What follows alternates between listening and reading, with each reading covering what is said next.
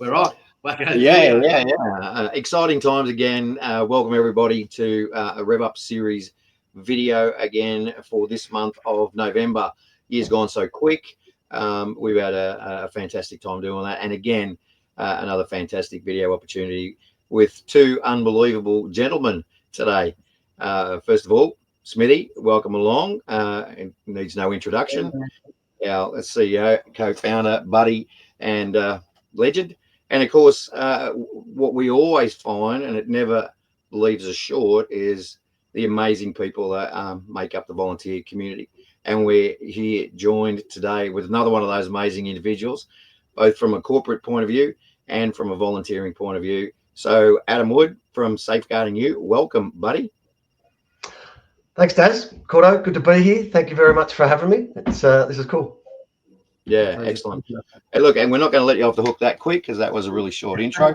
And as we do, just for our community who don't know you personally, we'll lead off with would you tell us a little bit about Safeguarding You, your volunteering experience, who you're involved with, and just let our audience know a little bit more about you before we start drilling. Yeah, cool, mate. Who am I and what do I do?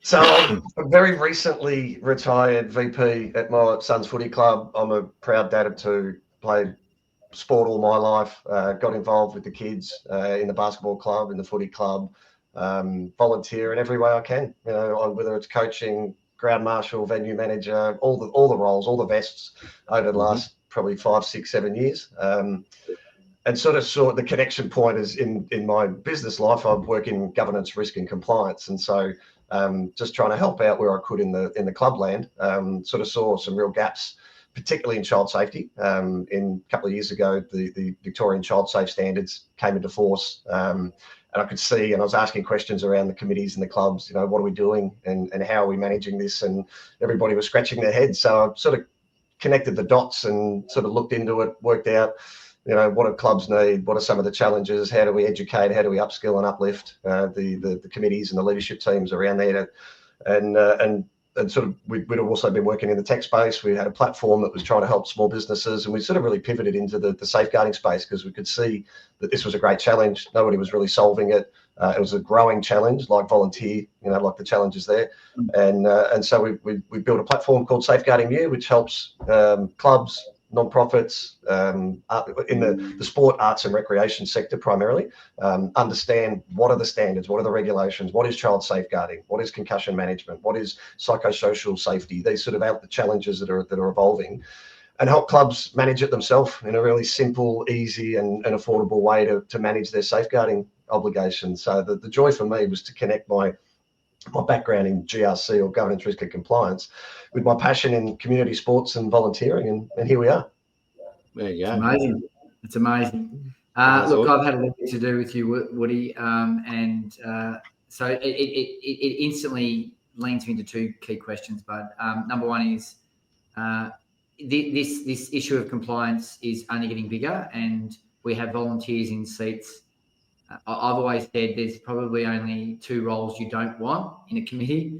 It's a fundraising role, tough, hard, everyone out there, and a CSO role, child safety officer role. Why? Because you're stepping into dark waters where you may have to confront someone that you know personally on an issue that's going to be very uncomfortable potentially in some scenarios. And then, of course, now some of the things that are coming through that you're seeing in the contact sports arena. So well, I mean, how do volunteers wade their way through this? It's tough. Yeah, look, it's got to come from a top-down approach, and you're right, mate. I mean, I've been CSO, and the connection between Firefly and what we're doing is so strong because one of the great challenges that you see is the drain on volunteers, and especially now when you include the responsibilities that come downstream through the child safety officer role. We run a CSO network in the footy league.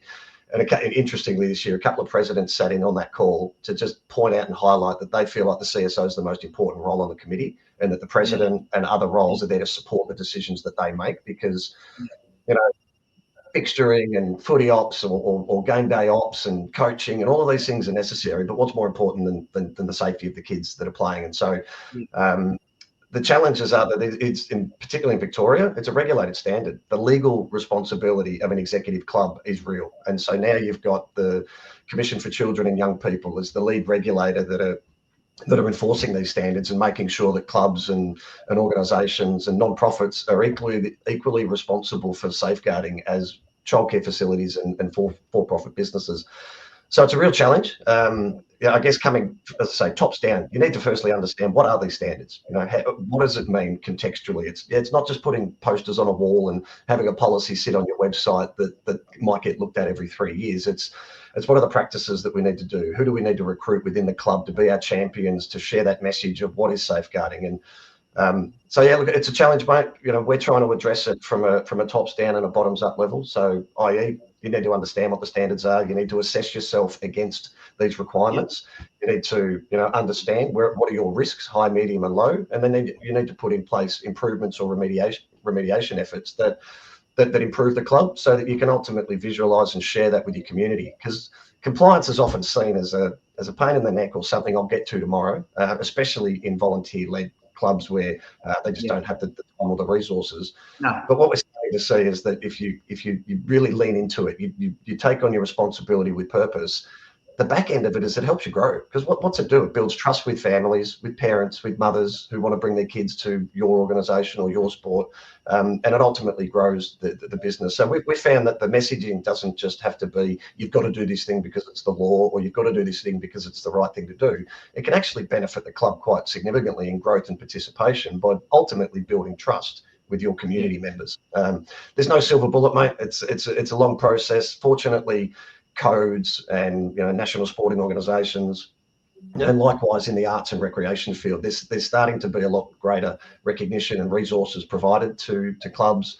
The challenge we found was, if you just take the AFL world, they've got an incredible resource called play.afl, their website, where they've got all the policies and all the training modules, all the white papers and all the posters.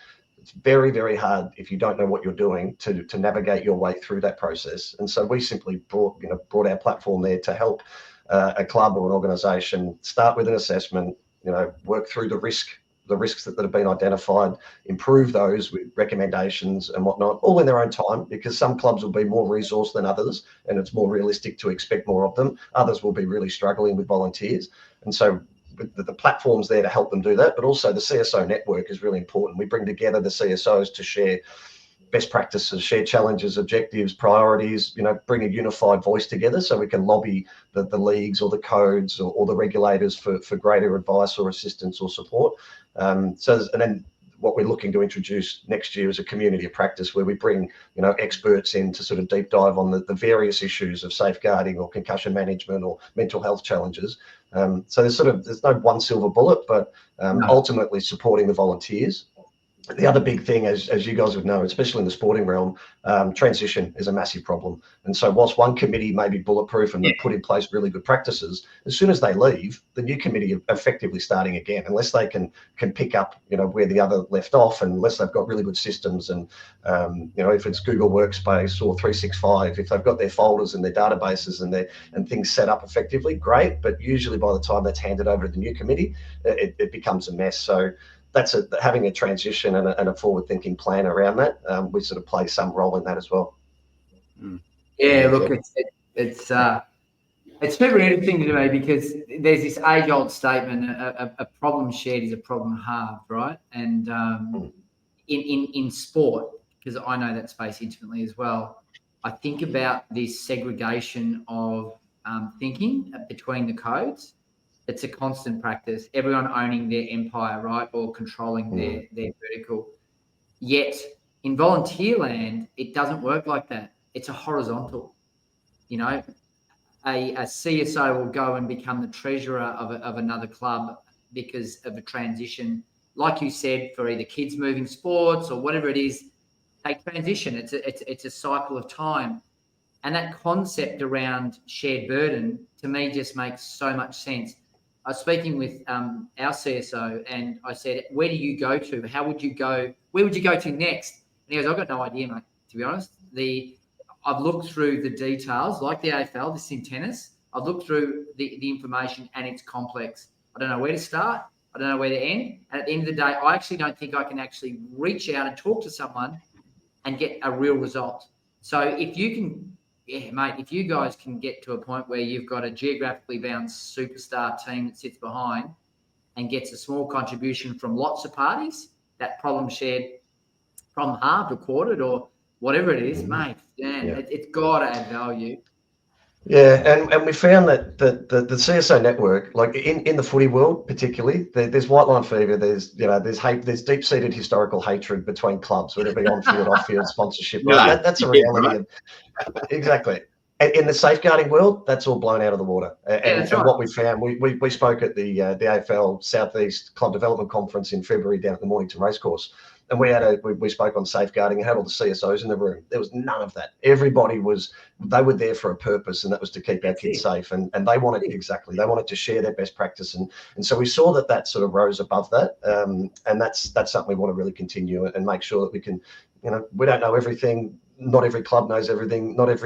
Fortunately, the CSOs, we're seeing a consistency that they're often teachers, police officers, child protection officers, eminently qualified safeguarding people, right? That know more about, how to protect kids than arguably most.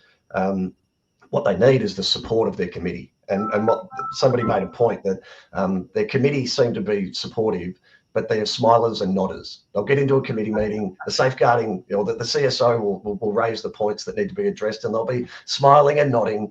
And then as soon as the meeting's finished, they're thinking about something else, right? Because we're all, under the pump doing so many things. That's the shift that needs to take place and needs to move. And we're starting to see that, which is great. Okay, question for you, Woody, been on both sides of the fence, both being in committee place and a solution provider.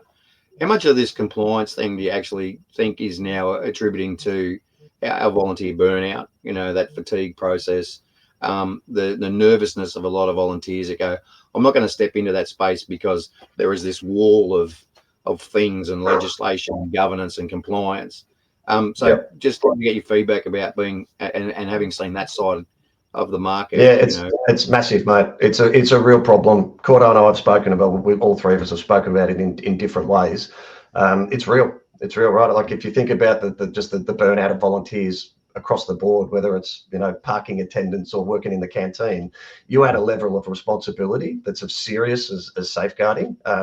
We're starting to see the movement pretty quickly, and hence why we're trying to provide the how-to resources and the systems to manage it, because that's where, when we had our CSO meeting earlier this year, we asked them, what's the biggest challenge? And the first one is always time. They've got the knowledge, they've got the passion. I just don't have the time to do things. Most of them believe the education is relatively, they're pretty well educated on the matter, but it was systems to manage and how-to resources that they were all crying out for. And so unless we provide the tools and the support and the resources to CSOs for the compliance requirements, I think we're going to continue to see a drain in this area. And obviously that's where we're hoping to play some role. Obviously we're seeing, Cordo and I have talked about this, in some sports, they're recognising that the clubs where they can afford to do so need to be able to pay for certain responsibilities and bring in administrative support. Some clubs, if they don't have a strong treasurer, they'll go and get a bookkeeper or an accountant to help fill roles. We're considering ways in which we can create child safety liaison officers. So rather than every club have to be bulletproof with the most expertise knowledge around safeguarding, maybe we can have regional activities based on local government authorities and different ways to address this problem, because the big, strong financial clubs will find a way to solve this problem. The smaller ones are the ones that we fear, as the compliance and the governance responsibilities grow, will struggle. And you add that to financial challenges, and we're going to see a decline in community clubs. So it's a real problem, and we need a community approach to this. We need a variety of ways. Obviously, Firefly is such an important, incredible new way to address this problem. To recognise, incentivise and reward volunteers is such a big part of that. And then from there, for us, it's a big one. Recruitment is a massive challenge. You talked about a problem halved. Cordo, was same sort of thing. If compliance can be the problem and can be the burden, it can also be the way in which you attract the trust, and so you can bring more people onto the committee. We saw it at the Dolphins this year. We took a really strong approach to sharing and communicating all the things that we've been doing, because often committees don't do that well. They'll do all the things and they won't communicate. Storytelling. We're talking. Yeah, well, we did that this year, and we had the AGM. I stepped off, somebody else stepped in, and we had 3 others step up. And so you can build a community around this, and rather than say necessarily we need 3 new committee members, because we all know a lot of people don't want to join a committee, we'll break it down into subcommittees, break it down into tasks, have support. So you might have one CSO, but you need 2 or 3 people to actually help with safeguarding, whether it's communicating to the girls versus the boys, whether it's dealing with incidents on a Monday or a Tuesday, whether it's communicating and championing or bringing on board your coaches or your volunteers or your officials to become the champions of safeguarding. There's so many ways you can do that, but it's got to start with having a bigger team to tackle those challenges. And so you've got a tech platform that allows you to take someone along a path, along a journey, which is awesome, like a follow the bouncing ball scenario, which I think is great. And I think if there's a consistency and a simplicity to that, that's even better because of the nature of that burnout piece. What's really interesting in Firefly is we're trying to gamify a little bit as well. So we might have to think about gamifying the CSO role, Daryl, and adding some extra points in for people doing amazing things in compliance, which is super important in the safety and safeguarding of our people in our communities. Yeah, look, I think they have all those things, Smithy, already. You know, like you go into some of those factories and they've got, injury-free day. They do. Zero harm numbers, all that sort of stuff. Which is gamification in that work industry space. So I'm sure there's something we can do about having 100% compliance in all areas. What's really funny, and I'm going back to something you said earlier, and you talked about doing things properly to get growth. If I take one step below that, and we think about businesses and their number one goal is, they talk about 2 sides. It's number one is their employees. Get your employees spot on, get your culture spot on, and your customers get the rewards and success of that, right? So that's an interesting scenario, and that links into a little bit, which we'll talk about around our newsletters and some of the things we're talking about doing as a club. The other bit that really intrigued me is that we often don't think of those people like our members as customers. Yeah. And what you know what I mean? If you just go away from that thing of, they're there to pay, to put money in the kitty so we can perform, and you go to what does the customer want? That's I think it's that whole flip, and I think it's easy not to do that when you're a volunteer because it feels like extra work. But you've just said it beautifully, which is if you set it up right and you tell the stories correctly, you create a legacy that's almost like a vacuum behind you. You know what I mean? Yeah. So, it's such an interesting paradigm. Sorry, well, when you think about it, I'm rambling a little bit, but these conversations always make me think, mate. But it's big time, mate. When you think about the fact that, and Woody, like you said, that you got involved in the footy club, with the boys playing footy, and we all do that. I went through the same thing with the soccer club with my kids, but you get to that point, Smithy, where you go, but I'm buying a product which is training, it's inclusion, that's what I'm buying for my kids. So I am the customer, not the member, and we see all this valuable resource standing around, in some issues, when you talk about white line, craziness and parents abusing referees and all these sort of, really passionate people that buy in, but they're the customer, and the value prop in relation to being able to gazette in part of your membership agreement, all these compliance issues are covered. We're 100% in this. These are our first issues. It makes natural sense to be pitching that to your customer base. So and we're just talking about sport, right? So my sister, who's our COO and my co-founder in the business, she's having, like, I love sport outside of work. She loves theatre and arts, and so theatre and arts is another volunteer-led, non-profit sector that have exactly the same challenges. Different drivers and different touch points, but the same principle. And there's extra responsibilities in the theatre world because they're going to have licensing for payroll and for kids, and there's an extra layer of complexity there. And what are they trying to do? They want bums on seats when it's time for show, right? Or the music school needs kids in, and again, it's building trust, having systems and practices, providing that leadership, model that ultimately builds trust with your customer base or your membership base or whatever you want to call it. That's what you do it for. Like in the business world, and I was struck by the similarities between the business world and the sporting world or the non-profit world, is that you're still going to do these things. You're still going to be a responsible leader of the organisation. And what are you trying to do at the end of the day? If it's a non-profit, it's not more profit. It's obviously more participation, more growth, more members, more shows, more games, more footy boots, whatever the thing is. You're trying to grow. Well, you've got to do some certain things to not only for your legal responsibilities, but to grow your community and show that the participants can trust the leaders of your organisation. Yeah. So I'm really happy because we came into this interview or this chat under the premise that we're running a series of newsletters that we send out to our constituents, our wonderful volunteer communities, around 3 key pillars: elevating volunteerism. We know that how important that is. We've talked about that ad nauseum. Enhancing fundraising and reach. So when you talk about storytelling, and that's a really important piece of that, right? Which is really interesting. And the third one for us is amplifying outcomes. And I think we've really lent into amplifying outcomes here, which is that piece of what do you do in your day-to-day practice to improve who you are. And so we had reinforced leadership, and that's come through today. Can you talk a little bit about your experience in the other pillars? So that this month's newsletter was Retain with Meaning. So have true conversations with your teams. Talk openly. Engage honestly. Treat them with the passion and care you should your family or employee. It can be easily said that you can take a volunteer for granted because they don't ask for much. Yep.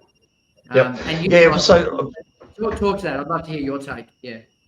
Well, just what popped into my head was that we talk about compliance and just through the safeguarding lens in the land of volunteering. The documentation, the policies, the procedures are, the first step. Everyone thinks, great, I've done my child safety policy, I've done my posters, I've done my, tick, right? It's considered tick and flick, and I'll come back to it. And that's the first part of all of this, right? It's how do you communicate with your volunteer group? Like again, I'll localize it to footy. Your coaches, your TM, and your trainers are the most important people in the club, because as an executive, as a CSO, you won't necessarily engage with all the kids. You can't possibly engage with all the kids all the time. And so communicating that message and with a safeguarding lens, there's lots of things to do. There's cultural inclusion, there's online, offline, on-field, off-field. There's so many things to this. But the essence of it is making kids feel that their voice is heard. That's the primary objective here, so that no kid feels like if they're in an unsafe environment, whether it be physically or with people or whatever the issue might be, if they're at home and there's challenges there, that they can speak to someone and they can speak to multiple people, and that there's mechanisms to do that. So yes, there can be online reporting forms. Yes, there can be a Dropbox. Yes, you can relay the message that you can talk to the president, the VP, the secretary, the CSO, but also your coaches, your TMs, your trainers. Like your volunteers are the champions of safeguarding when it comes down to practical implementation. Again, documentation, policy procedures, yes, they're necessary, but they're just one part of it to help articulate what is the message that you need to be driving.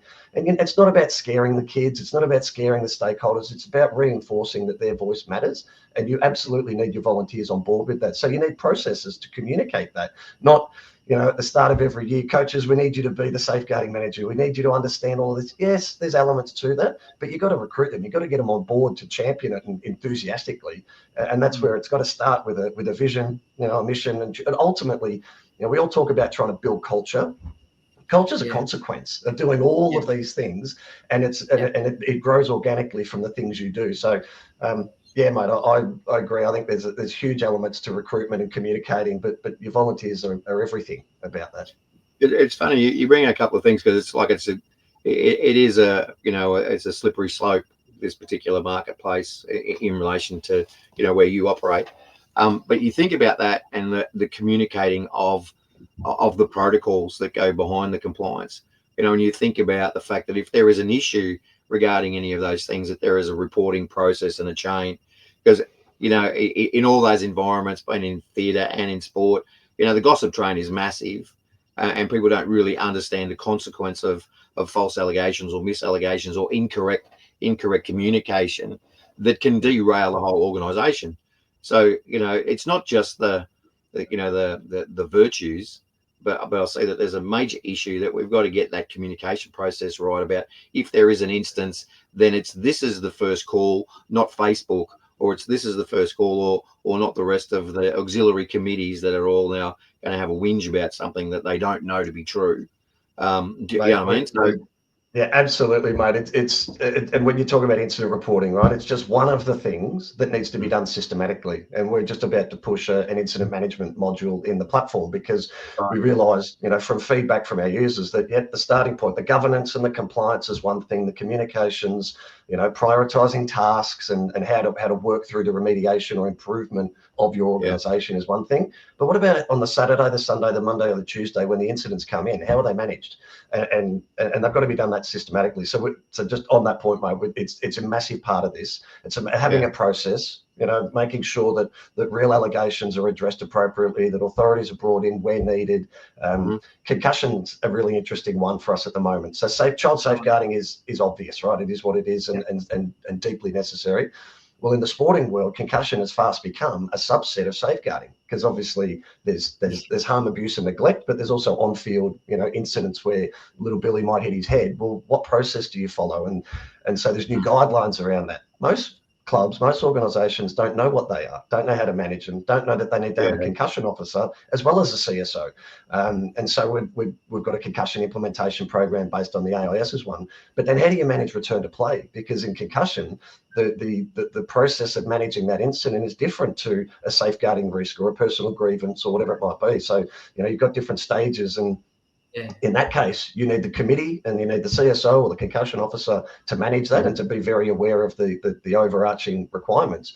But you need the coach and the trainer on game day to recognise the suspected concussion and then report it and do sideline tests. And then, when in doubt, sit them out. And then when do they come back to play? When are they allowed to? Because not only is it in the best interest of the health of that child, it's also, again, there's legal responsibilities now. You're seeing clubs, local footy clubs, being sued by past players for mishandling concussion. So, it's a governance, risk, and a compliance thing, but for the right reasons of trying to help kids get back, help kids keep playing sport, arts, doing the things that they love, and returning to them to play in the safest way. So it's just another challenge that we've got to think of as volunteers when we're just there to try and help our kids play sport more often than not, or play their thing. Well said. We've only got a couple of minutes left in the tank, and I know, as always, Woody, we can talk for a long time, and we do, right? And we do because we're passionate dudes in this room who care about the people we have been involved with in community, and we know how important community is to the fabric of society. The really interesting bit here that I'm curious, I'm going to ask you, and I wonder how many people would love to join a forum with Adam Wood on in the sports sector, and if it was a webinar and they could ask any question, would that be something you'd be interested in? Oh, 100%. I'm talking about 100, 200 people in a webinar, quick presentation, consistency, what you need to put in place, the pragmatic side, the technology side, and then open floor. Let's talk about it. Let's get an open conversation, because I'm in tennis. We talk about it all the time in our meetings. Footy all the time in their meetings. No doubt in theatre.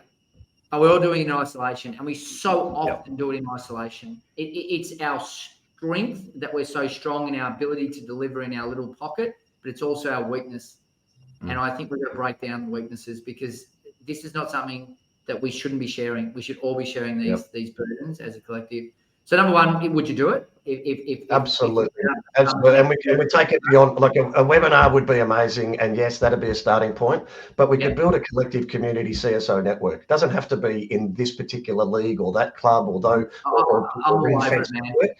because it's sharing best practices, mate. I don't know everything. You don't know everything, and it's having a forum to bring people together to ask the questions that others know the answers to work out questions that we collectively don't know answers to, and we need to go and we need to find those answers. But it's about having that conversation. But I'll give you a scenario, and I'm a pragmatic guy, and I was talking to tennis, and I'm sorry to bring it back, audience, in regards to that, but we play in the space we aim to, we actually volunteer. And one of the things that I said straight out was, we've got 42 clubs. Could 42 clubs give us $500 each a year towards CSO? And the answer is obvious. Absolutely, right? $500 each.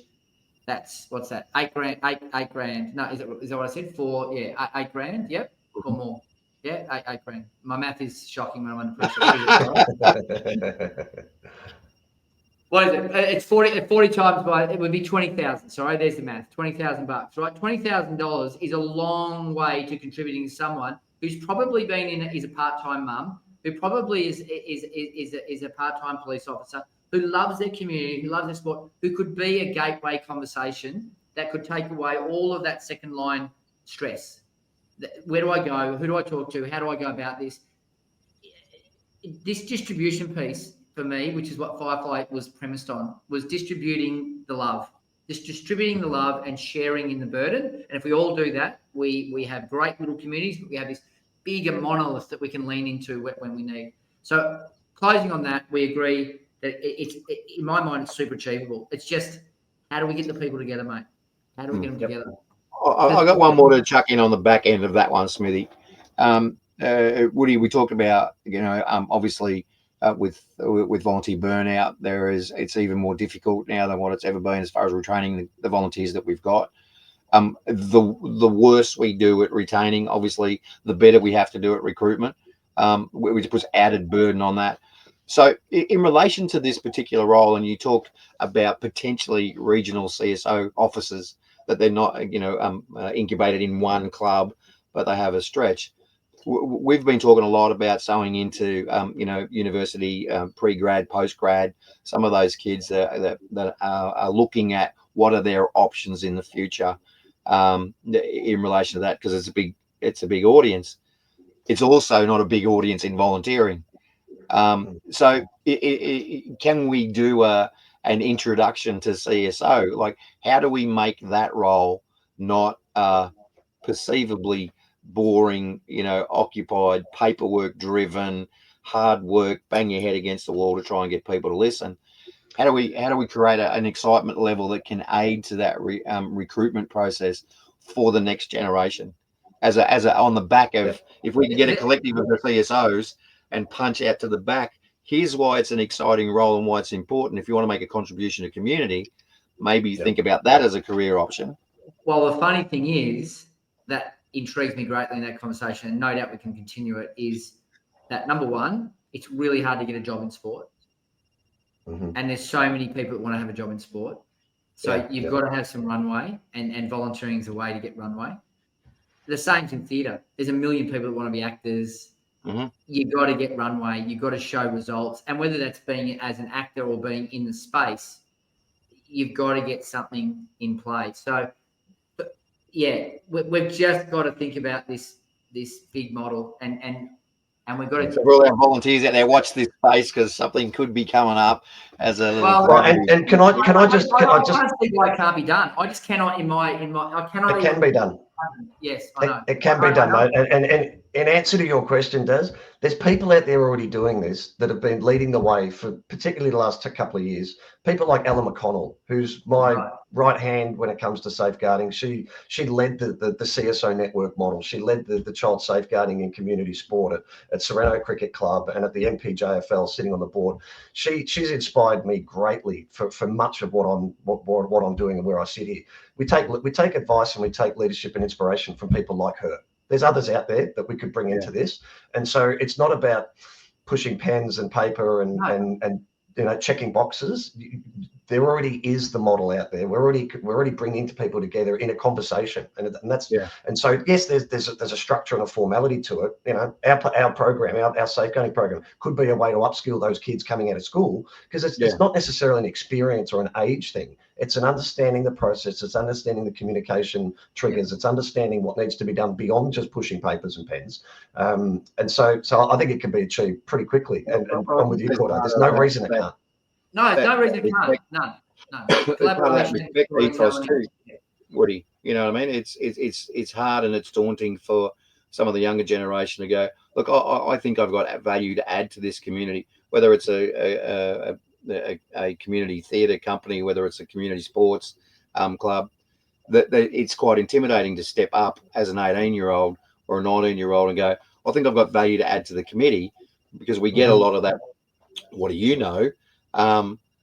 But something that they can operate in and actually have, the experience, the qualifications, the credentials, and the passion to drive that in this particular space, in the CSO space, I think would allow some gateway for credibility is concerned. And like you said, run absolutely. one. And they're probably not burdened.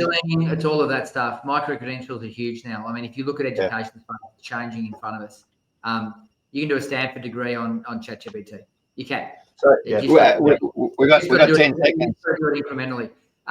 We got 10 seconds. I want to hear Woodsy's wrap on the Firefly experience with you so far. I love it. I love it. I love it. I think what you guys are doing is groundbreaking, and we need more of it. We need to come together to grow it. It's you know, you guys both know I'm a massive fan of this. We need to communicate the simplicity of it to clubs and leagues and organisations. You know, from in my understanding, step one, who are the admins who are going to approve the hours? Step two, get them on board, sign up. It's simple as that, right? Yes, and then you understand the process, but I think the world needs this, mate. So I'm such an advocate and a supporter of it. Here to help anyone I can. We know the world needs what you're doing, and we're doing it from our hearts because we care. So, mate, on that note, thank you so much for joining us. Great conversation as always. Wouldn't expect anything less, and can't wait to get this out in the market to our audience. Thanks so much. Brilliant. Yeah. Thanks, guys. Thanks, Woody.